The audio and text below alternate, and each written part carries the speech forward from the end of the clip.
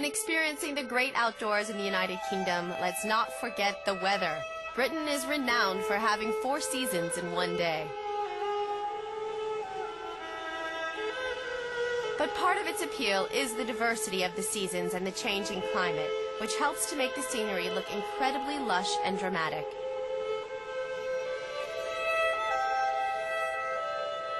One of the best ways to enjoy Scotland is on foot. It's a little wet out here, don't you think? Oh, duh. A Munro is a Scottish mountain deemed over 3,000 feet.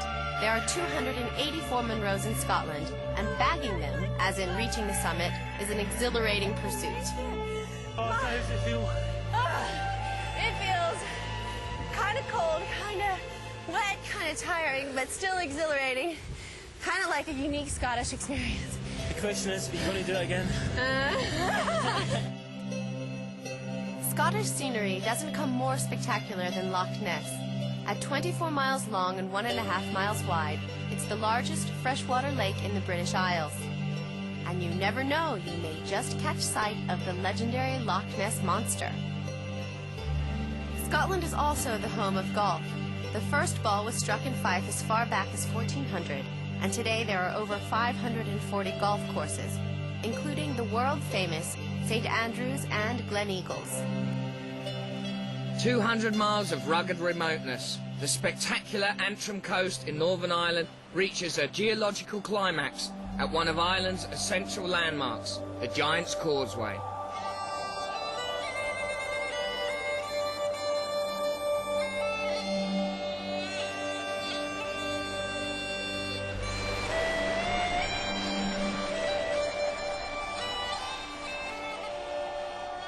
There's 2 theories about how this was built.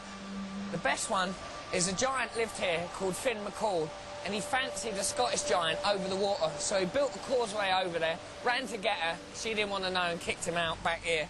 The second one was that he built a causeway to Scotland because he wanted a bit of a rumble with the Scottish giants, went over, they was a bit too big for him, so he ran away, but they chased him, and he hid in a cot dressed as a baby. And when they came over, they saw him, thought he was a baby, and thought, oh, if that's the size of the babies, the giants must be out here. And they ran back again. In southeast England, the Saxon Shore Way follows the ancient coastline of Kent and Sussex, providing the walker with a great variety of scenery, from the marshland of North Kent to the white chalk cliffs at Dover. The Yorkshire Moors in North England covers some 554 square miles of Yorkshire County and is the wild and rugged setting of Emily Bronte's passionate love story, Wuthering Heights. Snowdon has been renowned for great hill walking and rock climbing since Victorian times. It's the highest mountain in Wales, embracing 15 peaks over 3,000 feet high. I have to admit, Wales has always, been close to my heart. 1, because I've got relations here, and 2, used to come here on holidays all the time.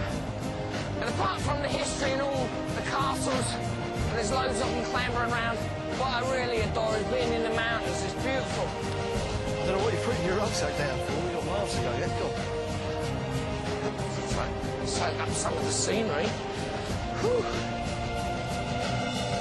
An attempt on Snowdon takes between 5 and 7 hours, including breaks. I'll leave Ian to climb it, and see you next time. Whoa! All that. Look, you can see the sea. The coast on that one side. Anglesey on that side. Oh. Wow.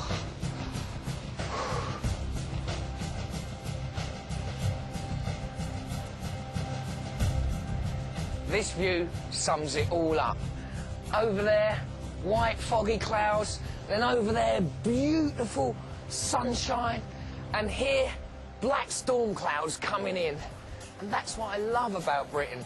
For such a small island, it's got amazing diversity. Even the places that I've visited, it's like you have to go 50 miles in any direction, and it all changes. The people, the culture, the landscape, even the language.